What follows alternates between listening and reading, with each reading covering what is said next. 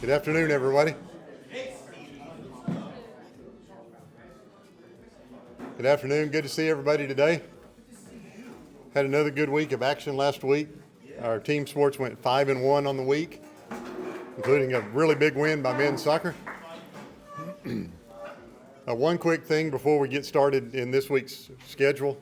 Next week, Bearbackers will be on Tuesday, not Monday. We have several conflicts, and so we will meet on Tuesday, same time instead of Monday. This week's schedule, tonight the Nathan Brown Coaches Show is 7 p.m. tonight at Walk-Ons and on Buzz 2, which is 106.7.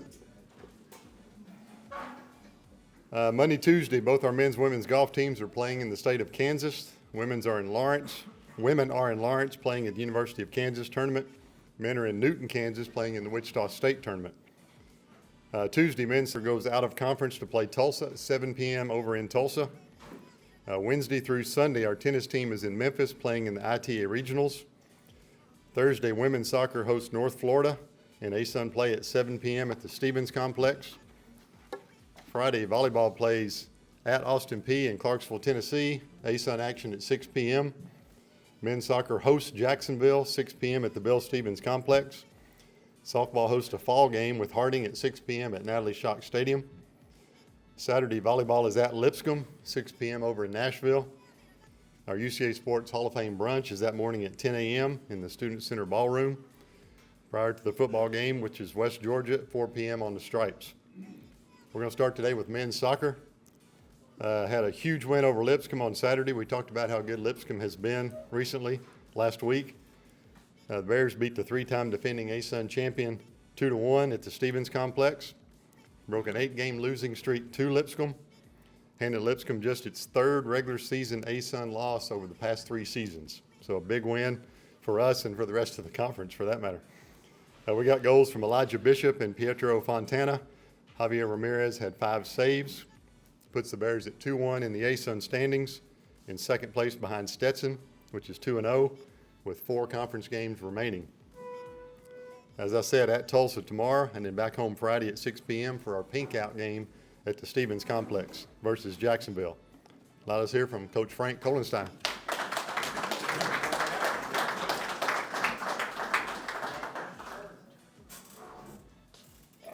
Thank you.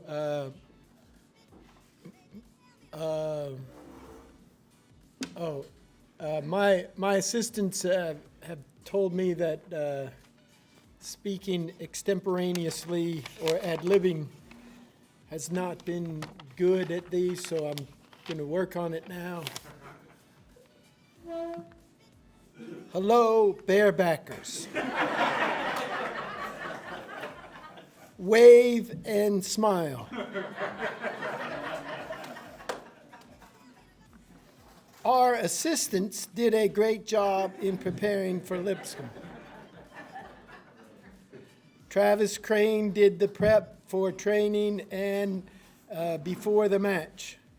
Kyle and Chase did a great job of preparing the team.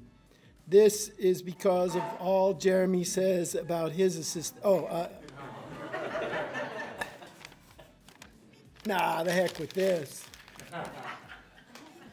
So as we were coming in, Coach Brown said, well, it's good to get that monkey off your back. I said, no, that wasn't any monkey. That was a gorilla. But in all fairness, you know, if we have the right thinking from our sports information directors, they all know how to spin it. You know, wasn't that we lost 8 in a row. It's now that we're 1-1 at home against Lipscomb. So that's the way I try and look at it. And one of our coaches had put up, you know, all the scores and everything like that. And what I said was, well, our present team has never played Lipscomb because every year you have a new team.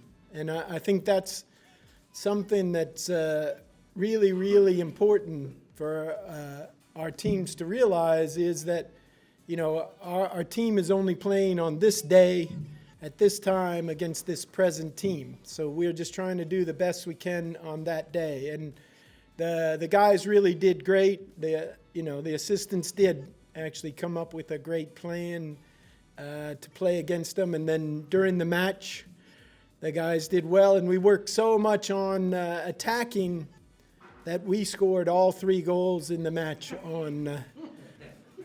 on Saturday. So the Lipscomb goal was an own goal that we scored late in the match. But they're a very good team. But we believe that also that we're a very good team and going to work on trying to get better.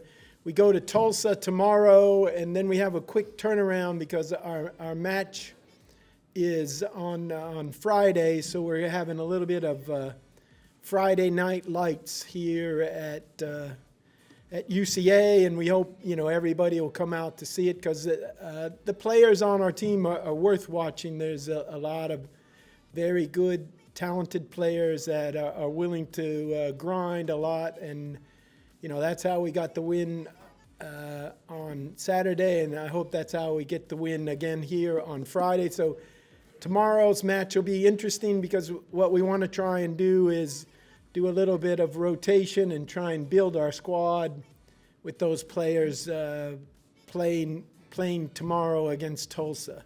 So it's a chance for some other guys to get experience. But, it was a great win for us. Our guys did really, really well, and we're hoping we can build from that. So thanks a lot, and I hope you come out to see us. Let's see if we have any questions. And Gene, thanks for coming to the match on Saturday. Gene gave me some advice. This is because of Coach Bishop. Everybody wants to give you advice now. Gene might have noticed that I needed it on the way in. So as we're walking up for the start of the match, Gene says, "Frank, why don't you just score more goals than you allowed today?" And I said, that's the plan, Gene. All right, so thank you very much, and I hope you'll come out.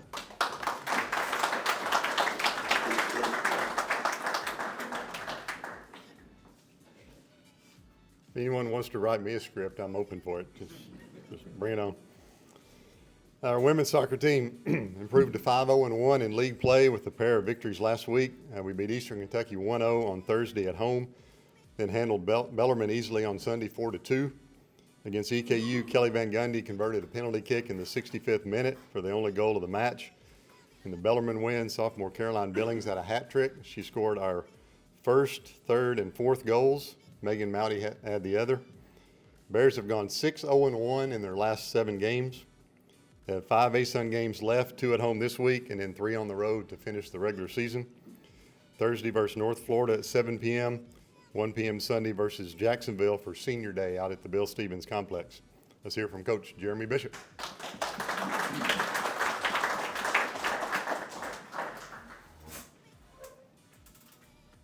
Thanks, Steve. Good afternoon. It was a great week. I felt like the weekend wasn't necessarily our best from a soccer standpoint, but it was right on par with what we've been doing from an effort standpoint and a preparation standpoint. And sometimes when you don't have your best stuff, as long as you've got the preparation and you've got the work and you've got the grit, then you can still get results. And I think that's what it took for us this weekend. And to be able to have success when maybe you don't have your best from a soccer standpoint, I think it's a testament to the group. They're putting in the work and they're prepared, and we're able to have success even when we don't play our best. So hopefully that's a good sign for us moving forward, that even though we didn't play, I think, as good as we can this past weekend, we were still able to get that, and then maybe here in the next couple weeks moving out of the regular season, we'll start playing our best again. But Thursday was a tough game. Eastern Kentucky's a good team. They've got a lot of really good players. They've got a really good system. So they were a real challenge for us. But I thought we did a good job of making it hard for them to score and creating some good opportunities for ourselves. The penalty kick came from a run from Anna Kerr, making a deep run into their box. And Anna has done that multiple times this season where she's fast, she's very physical, and sometimes when she can get herself going and get into the box, the only option is to foul her. And so that's what happened on that play. And then we get the penalty kick, and Kelly, as always, stepped up calm and knocked it in. On the play, Anna ended up coming out injured. It seemed like a situation where you're thinking, what are we going to do here? They might be without Anna for a little while. But it turned out just to be in the moment, maybe her kneecap dislocated, possibly. But everything was back to normal the next day she was practicing. So, and of course, she played on Sunday. So at the time, it seemed like maybe it was going to be more than it was. But the big thing, I think, on Thursday was the shutout. To be able to keep them out of the net for the entire match was a great accomplishment for our defensive group and for Kesa in the goal. Talk a little bit about the seniors in a minute, but Kesa is one of those, and she's been a tremendous player for us for a long time, and she had a good game that night. Fast forward then to Sunday. Bellarmine, a good possession-oriented team. Can be hard to get the ball off of them at time, but that was the plan for us going in. We really wanted to press them high because we knew that they would play a lot of short passes, and we wanted to try to get after them.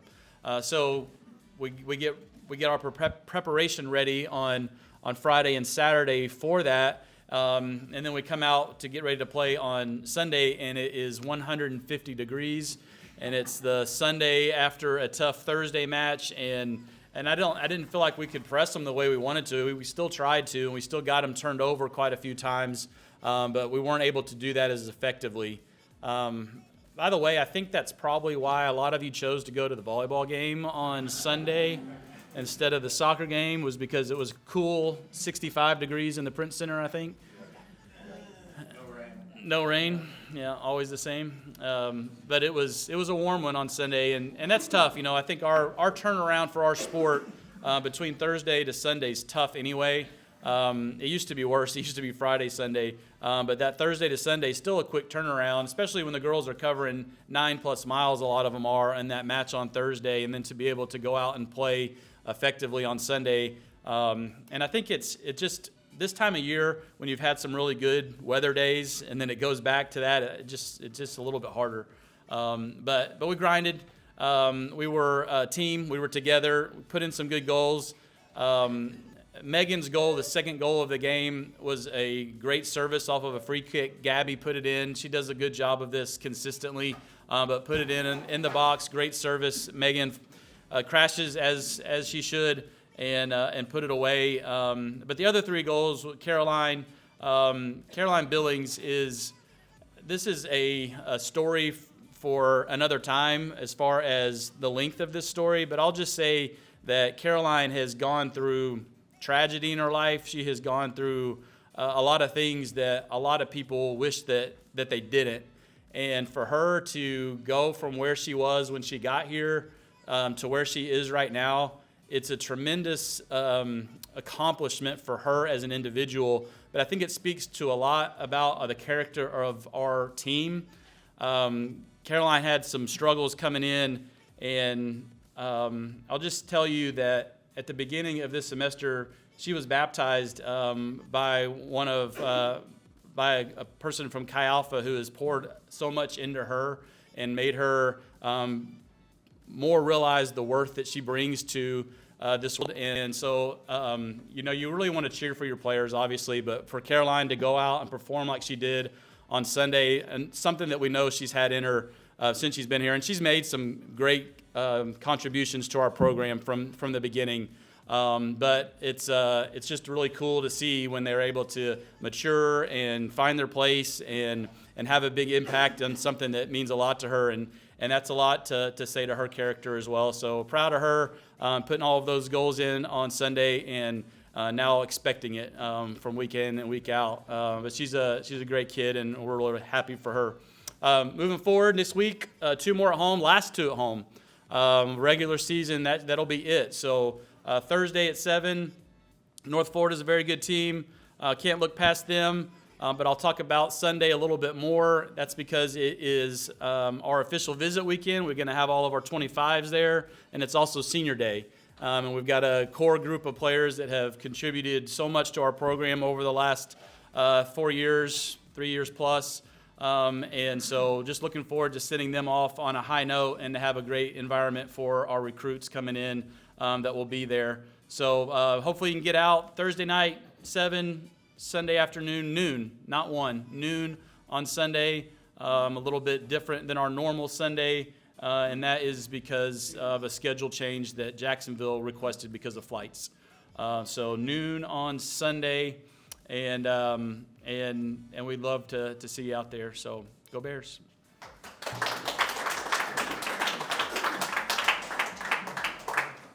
Let's hope it won't be 150 degrees on senior day. Our volleyball Sugar Bears improved to 4-0 in the league and stretched their winning streak to 6 matches last week. We beat Bellarmine and Eastern Kentucky both by 3-1 scores at home. Against EKU, we had 11 aces, which is a lot if you don't know volleyball. Lacey Bohannon had 18 kills. Kaylin Coons had 43 assists. Against Bellarmine, Bohannon had 21 kills. Alexis McDaniel had 27 digs. Now we have to take that on the road for 4 straight matches. So let's hear from Coach John Newberry and his special guest.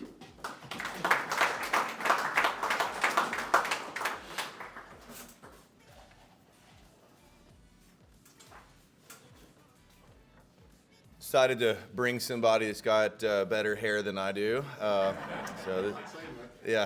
Okay. This is senior middle blocker, Allison Holloway. She's actually one of our shorter of the 2 middles that's been starting this year. But Allison's from Louisville, Kentucky, and I'm going to give her an opportunity to take some questions from you guys here. Please grill her. Please grill her. So the first question she asked, we were on the phone just talking about just thinking live a little while ago. I was like, hey, what are you doing in like 20 minutes?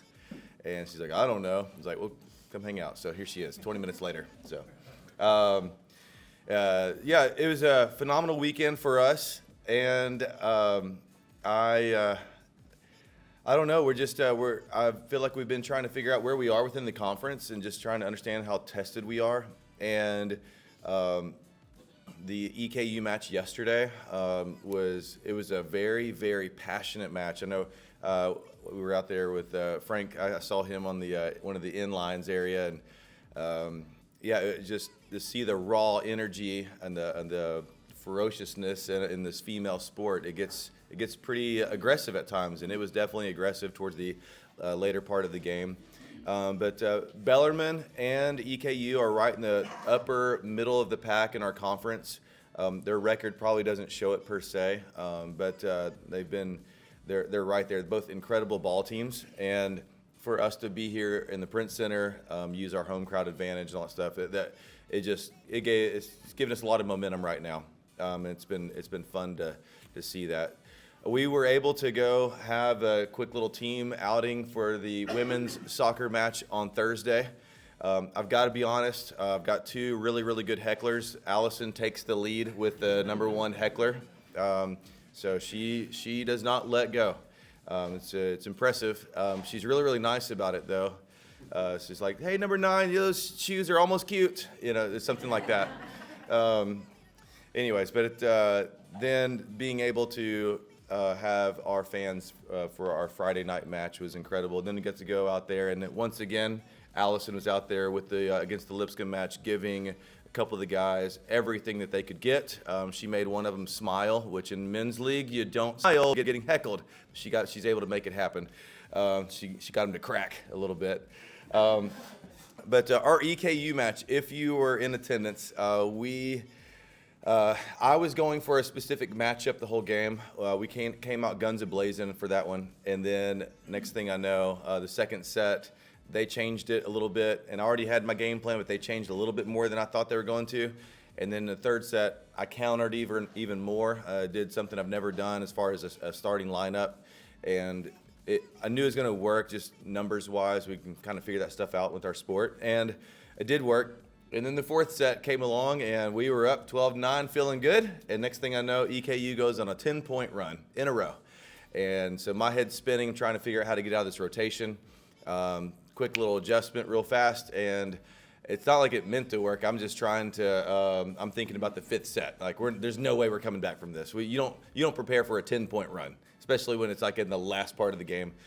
Lo and behold, it's 19-12 for them. And All of a sudden, it was 22-22. I don't know what happened. I just kind of blacked out during that whole entire segment. All I know is that we had, when we won 25-23, that was a major accomplishment for the program, for the team, to come back with that. It was awesome. Yeah, veins were pumping in the head, just ready to go. But I think what's really cool. So Lacey Bohannon's once again somebody we talk about quite often. Had an incredible game.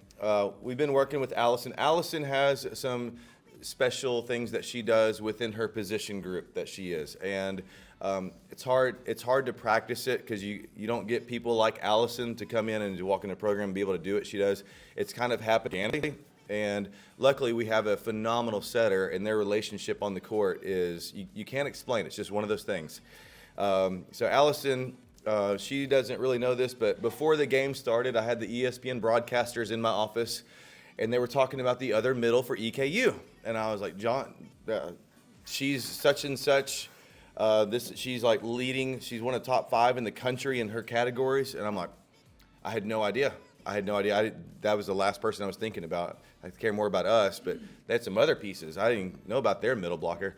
Well, long story short, this one ended up having 11 kills. She over-doubled both of their other middles combined and over-blocked both of their middles combined. So, yeah. Did you know that? You know that. Yeah. She's so humble. She didn't know that. Anyways, but... So just really quick on Allison. Allison's, when we go on the road, we typically, if we have to fly, we don't get a charter bus. We get 4 SUVs or minivans. Allison is my co-pilot. She sits next to me because when we're on the bus, I usually sit in the front, and I work my way through just kind of, dad jokes all the way to the back and all the way, so we do the things. And so I can always look back, and Allison will probably be just staring straight out the window, or like she's throwing her own party in the back of the bus somewhere, just by herself. It'll be 2 o'clock in the morning. It's late. She's still up. Everybody else is passed out. So we both identify like that. We just like to have fun. Allison's one of my fun ones. And anyway, so I want to have somebody fun next to me, so she keeps our vehicle popping the whole entire time, as we say. Anyway, just we have a great time. But Allison's presence on the court, it's very hard to replicate what she's been able to do. I mean, she's a 4-year starter for us. And for her to stick with the program, she's a huge advocate for UCA and Conway. She asks me all the time, can I please live here forever? Can I continue to go to school? So if we can find a way to continue to get her scholarship for the next 20 years, I'm sure she would love to do that. It's crazy. I don't get it, but she does, so that's her thing, but she genuinely loves it. So anyways, I want to have an opportunity for you guys to ask her some questions. So I'm sure Gene might have 1 or 2, but please get after it. Come on. All right? Come on, Allison. Yeah. Where do you go from here? What did you say? Where do you go from here? Like after college? Yes. Oh. When you graduate, where do you go? Hopefully staying in Conway. I love it here. I'm from Kentucky, and my freshman year I got here, and I was like, this is a small little town. Like, this is so weird, but I love it here. I want to stay, hopefully. Compare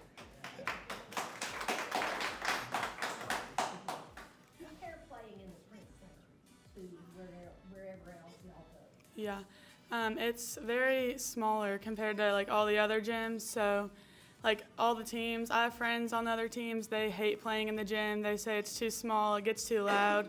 So I think the environment that like all the fans bring just helps us like win all of our games. So it seems like there's a ton of energy focused to y'all with the gals on the sideline and all that. Do you feed into that on the court? Yeah. This year our bench, like they're doing such a great job. Like we come off of like in a timeout and they're constantly telling us what's open, what to do, and they bring so much energy. It really does like flow onto the court. Tell me about your major. Somebody around here might want to hire you. My major is marketing.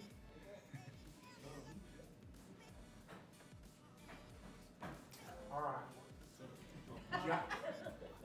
John is talking about how he's already there towards the end of set 4, thinking about set 5. what he's gonna do.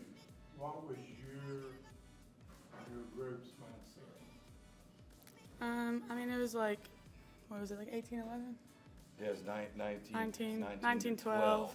Yeah. So I think we all kind of thought we were going to go to 5 sets, but once we got on that long run, we were like, all right, we're winning this set. Like, we just like played with so much grit. Like, no ball dropped. Everybody was doing their job. Our mindset was really good. What do you enjoy more, a nasty kill or a great block? Nasty kill. Nasty kill like it. There were some yesterday. Yeah, we had some big Off ones. the faces, off the shoulders. Yeah. Yeah. Yeah, Great there were dig. a lot of bodies on the floor yesterday.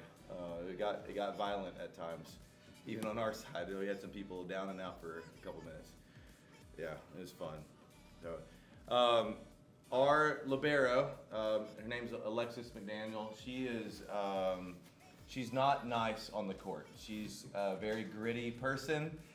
She's got just a bulldog mentality, just mean, very overly aggressive.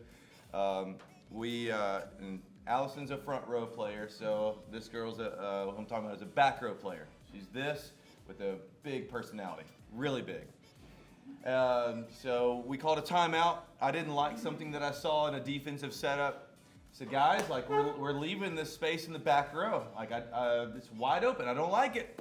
And then next thing I know, said, what are we doing? And Alexis McDaniel aggressively threw her arms open. She goes, I'll take it all. Like, got it. All right, let's get back out there. You know, it was that simple. So anyways, that's the kind of teammates that she gets put up with. But anyways, all right.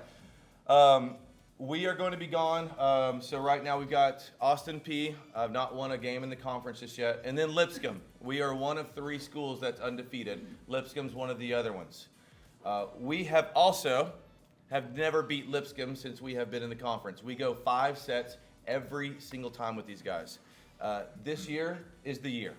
We've been preaching it. We cannot wait to play these guys on Saturday. We'll be getting back home at 3 or 4 o'clock in the morning and praying that hopefully that's going to be a huge win for this program. I can't wait. So we want to do what you guys did. The energy of the men's soccer team, they're just the way that they were going on the field was unreal. We want to be able to do what they did. So it's a great momentum for us to move into that.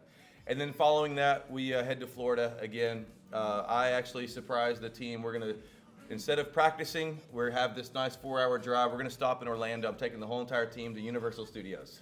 So, and we don't, like, why not? Well, I mean, we think about our stuff that we do all the time, but I mean, the parents were able to chip in and pay for all their tickets and everything, so we're gonna enjoy some fun while we can. We talk about the player experience all the time. We'll never be able to get to do something like this ever again, so we're gonna take advantage of it. So we'll see if Allison will ride with me on her ride since she's my co-pilot. So anyways, all right. Thank you guys for y'all's support. See y'all next week.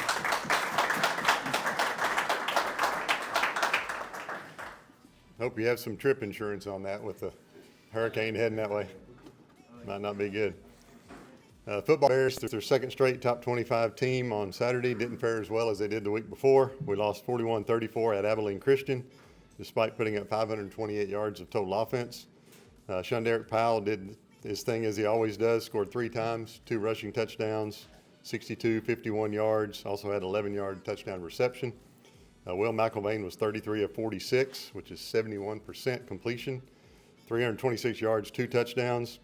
Demetrius Charles, Dylan Williams had 11 tackles each. Jay Spinesh had 9. We did not force a turnover, and we lost 2, so that was a big part of the game. Turn the page this week to West Georgia, an old foe from Division II days in the Gulf South Conference. They're the newest member of the UAC. The last time we played West Georgia was way back in 2003. They were the Braves then. They are now the Wolves, which is hard to get in my head. We won that game 48-6 right here at Estes Stadium. That was pre-stripes. That was the old field. Some names from that team that you might recognize. We had a receiver by the name of Michael Norvell. Had 6 catches for 106 yards and a touchdown. Had a running back named Willie Hobson, 201 rushing yards, 12 carries, 3 touchdowns. On defense, we had names like All-American Corey Cangelosi, Quentin Maxfield from right here in Conway, and a name from the past, Nate, linebacker Faquan Harris. Where's Nate at? There he is. Name that you'll remember forever if you ever figured out how to say it. And our punter on that day was the one and only John Newberry. Yes, it was. Kind of had a little bit of an off day. He punted twice for a 50.5-yard average. So pretty solid day. Pretty solid day. West Georgia is 1-4 overall. They're 0-4 in the UAC, but none of their losses have been really by wide margins. 20-16, 25-16, 38-24, 38-29. Only one I guess was a decent margin was EKU was 26-7. So they played everyone fairly close. Game time is 4 p.m. Means tailgating opens at 10 a.m. that morning. The weather's supposed to be super nice this weekend. It is Hall of Fame weekend. The 7 new members will be inducted, as I said, at a Saturday morning brunch at 10 a.m. in the Student Center Ballroom.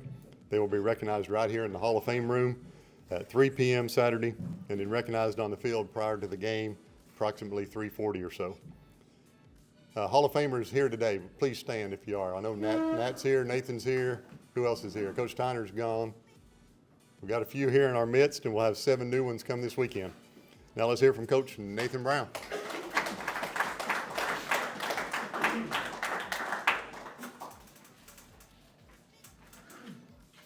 Thanks, Steve. Tough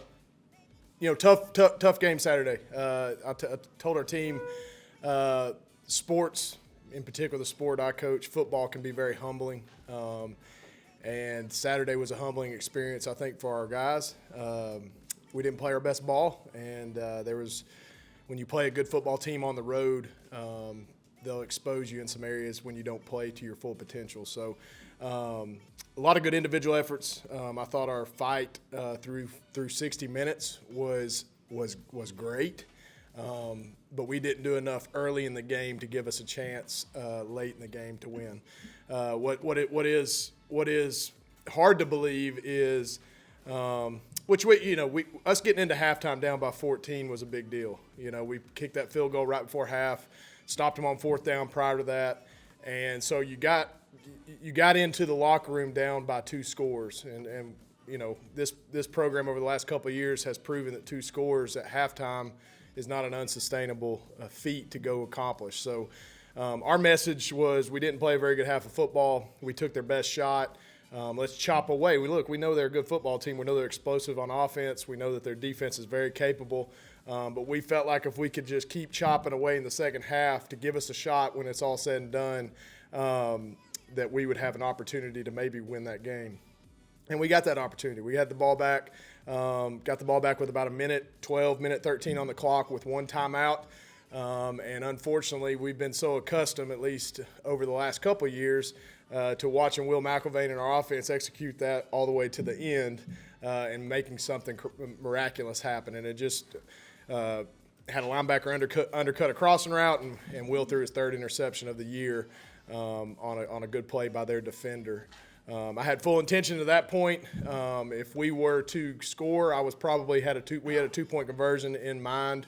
Probably we're going to go for 2 and we'll try to win it in regulation. And that was just the mindset we had going into that last drive. We had worked so hard to get to that point. Let's not extend this game any further if we don't have to. So didn't get to that point, but that was the thinking in my head. What was the issue on Saturday was timely offense and timely defense. Offense and defense, you put up 520-plus yards of offense. You heard me say this the Lindenwood week, you should score more than 34 points. 528 yards should be in the 40s or 50s. And so offense left points out there. You settled for a couple field goals as opposed to finishing with touchdowns. And then on defense, obviously, statistically our worst outing of the year. We knew going in that Maverick McIver, their quarterback, he was one of the top quarterbacks in the country statistically. They had a very capable receiving room. I thought their offensive line protected probably as well as anybody we played, including Arkansas State, with our defensive front. And we just weren't able to make timely plays. We had a couple interceptions in our hands that we dropped. We had 2 or 3 big plays that they had that we had the guy wrapped up and tackled and let him get out of our hands. Happened the first play of the game. We had 3 different guys touch the guy, and he takes it for 60 yards for a touchdown. So, it's one of those games you just wad up and try to throw it out the back door. And we obviously watched and learned Sunday night, but you turn the page fast. When you got a team like I have, and what we have, this could be the best thing that ever happened to us. And I told our guys that, look, let's put this into perspective, and I'll move on. Last year we were going, it was almost the same exact type schedule. We had played 6 games at this point. We were 4-2, just like we are right now. We were receiving votes and maybe a 24th, 25th in the country in one poll. And we were coming off of the SEMO win, which was 33-6. Came all the way back to win that game. So we're coming in here 4-2, flying high after a SEMO win. That's a pretty good feeling, right? Well, now you're coming in 4-2, coming off a tough road loss against a top 15 team, and you have a whole different gut feeling. But it's like I told our guys, you're still the 12th ranked team in the country. You know what I mean? Like, what you've done, you've earned, and so understand that with that, there's a lot more expected as we move forward. So we've got a big opportunity this week to play at home again against West Georgia. As Steve mentioned, there's not been a game that they haven't been in. I actually honestly can't figure out why they haven't won more games. Defensively, they'll be I'll be careful when I say this. They may be the best defense we've faced all year, including Arkansas State. Very, very, very talented and capable defense. Offensively, they're not scoring a lot of points, but they're putting a lot of yards on the box score. So they're putting good numbers up. I mean, they outgained Austin Peay on Saturday by almost 200 yards and still lost the game. So I don't know what it is. It's an it factor or just can't finish, whatever that looks like. They're going to come in here and be a good program. And obviously they had a lot of success, especially over the last decade at the Division II level. Now since making the jump, have a lot of respect. They've got a new coaching staff. Their coach came from Mercer, which we know Mercer's a top 10 program right now. So they're doing some things the right way. They just haven't figured out how to push over wins. And hopefully we can delay that for them for another week, right? We go for everybody after we play them. We just want them to make sure when we're playing them, we do what we're supposed to do. So going to be a very challenging game. It's a game about turning the page quick. I'm going to say it's just like I told our guys after Arkansas State, have a short memory, move on, and get a good taste in your mouth. Football is a simple sport. Get a good taste in your mouth. We have to sit on it for a week. It's not fun to sit on a loss for a week. So you got to turn the page. You got to turn the page, and you have to get better every single day to improve upon the results of the week before. And so very, very, very excited about the opportunity. And look, I'm glad to be home. 4 of our first 6 on the road, 2 of our next 3 are at home. We need to take advantage of 2 of those 3, or having 2 of those 3 at home. Right now we're sitting at 2-2 on the road. We're sitting at 2-0 at home. Let's take full advantage of this home game as we continue to push through this season and give us an opportunity to get where we want to get. So, again, tough loss Saturday, but our guys are doing good. They've got good spirit. We had good work last night. Today's their off day. We'll have great work tomorrow through Thursday, leading up to Hall of Fame weekend, which is always a great weekend for the university, for the athletic department, and all parts that are involved. So excited to be a small part of that. With that being said, any questions? Dr. Fiddler? The commentator, color guy for the team said Central and ACU will be at the end of the year they'll still be playing, and it worked out so that if you were in the playoffs that you could actually play each other again. Absolutely. And I think there's real potential of that happening. Obviously, Tarleton's doing a great job where they're at. EKU's got a chance. There's probably 4 or 5 teams in our league right now that are still have a good shot when it's all said and done. But going back to your question, Dr. Fiddler, the playoff committee, and obviously Dr. Teague was on it for years, but I know there's a new seeding system with the FCS playoffs. I believe they're seeding 1 through 16, and so used to be 1 through 8. So with this new seeding system, a lot of times you would see some conference matchups in the first round based on travel. It's less money for the NCAA to pay for traveling, right? Closer regionally, but they're trying to, from what I understand, they're trying to avoid first round conference games in the playoffs. Now that doesn't mean in the second round you couldn't end up with Abilene here, or us at Abilene, or us at Tarleton, or wherever. But yeah, they're trying to avoid as much first-round matchups as far as interconference games go when you get to the national playoffs. But the possibility in the second round is definitely a possibility of playing someone within your conference. Thanks so much. Yeah. Yeah, Darius came into the game banged up, and he tried to gut through it. He got rolled up at Lamar on his ankle, and so he was good pregame, felt pretty good. I think he had 3 carries. There was a 3rd and short carry. He kind of got hit low, and he just didn't feel comfortable finishing the game. He got an X-ray on Sunday, and it came back negative. So it looks like it's just either a bone bruise or a sprain of some sort. I'm hoping. I'm praying we need him. He could have been a big factor in that game the other night. I really believe that. Shunderick was having to carry a major part of the load. But yeah, hopefully he's back this week. If not, obviously with the bye week, should be good to go after the bye week. I couldn't be here last week. I hope the younger Browns had better luck than today. He did. They're 5-0. Big week this week. 2 undefeated teams. The Patriots play the Eagles, so out of Mayflower. So it's a big week for the Browns. On Thursday night. Thursday night football in Conway. At Peyton Hills Field. All right. Looking forward. Yep. Why do you change shirts at halftime? I'm pretty superstitious. If things aren't going our way, and that's stupid, I get. Look. And coaches can probably understand. I mean, I'm an idiot. I mean, like, well, just know if things are going good, you're going to see me in the exact same attire in the second half. If things aren't going good, there's a good chance that I'll probably change colors, possibly change shoes. I'm going to change up my eating regimen this week. I went 4 straight weeks of eating about the same food every day. I'm weird. I guess it's maybe my baseball background. I don't know. Those baseball players are pretty superstitious, but and it doesn't mean anything. That's what I always tell myself, and I laugh about it with coaches. Like, we're so stupid. Like, what am I doing? You know what I mean? Like this means nothing to the game, but I don't know. In my head, it does. And guess what? The second half, we won by 7 points, didn't we? Yeah. I'm an idiot. I should have came out in a white shirt to begin with. I'm a moron.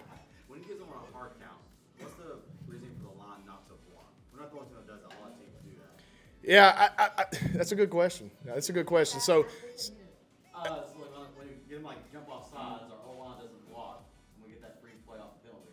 The O-line just stands there. We're not the only team that does. A lot of teams do. Yeah, and the way we coach it is if your guy on your side moved and then you move the other side just because you don't know, right? Because I mean, if I'm the left tackle and it happens over there, I'm not necessarily looking over there to know that that the guy jumped off sides and got in the neutral zone. So that's kind of how we teach it. I don't know how other people teach it. So if I'm the guy getting attacked by the guy jumping off sides, then I'm taking the blow from the quarterback. Our running back should always take the blow off. He's moving no matter what because he sees everything happening. So yeah, that's in a quick way of answering that. What did the official say over the PA? What he said? Oh, I can't remember what he said. I didn't hear it. I don't know. It was funny. Kind of like everyone moved with Yeah, the yeah, yeah. thing, but it was different. Yeah. And I can't remember what it was. Yeah. Awesome. Looking forward to seeing everybody this weekend. Thank you.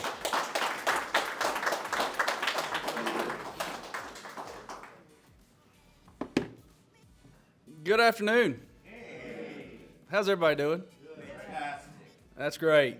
Well, hey, I wanted to share some news with everyone in here, and some in this room were at the Board of Trustees meeting on Friday, so may already know this, but on Friday, the UCA Board of Trustees authorized the university to explore replacing the Ferris Center. So, yeah, absolutely.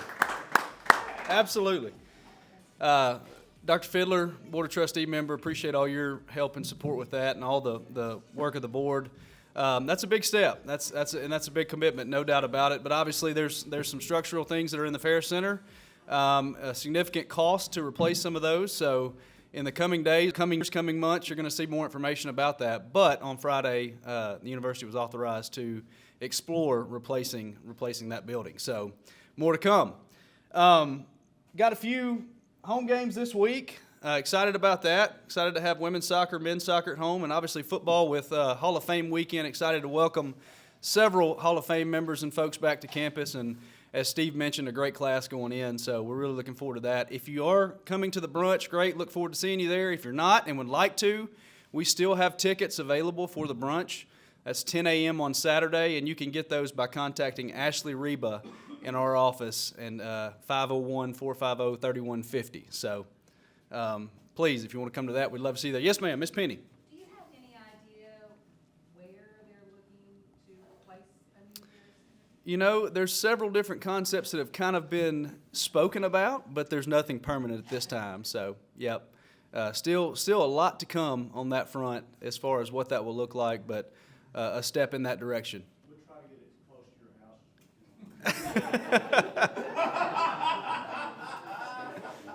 You heard it here, it's on tape. That's right, yeah. Dr. Fielder, they don't know who said that though, so. No, that's great. Yes, Penny, though, definitely more information to come. Early preliminary stages at this point, though, but exciting news for UCA, no doubt about that.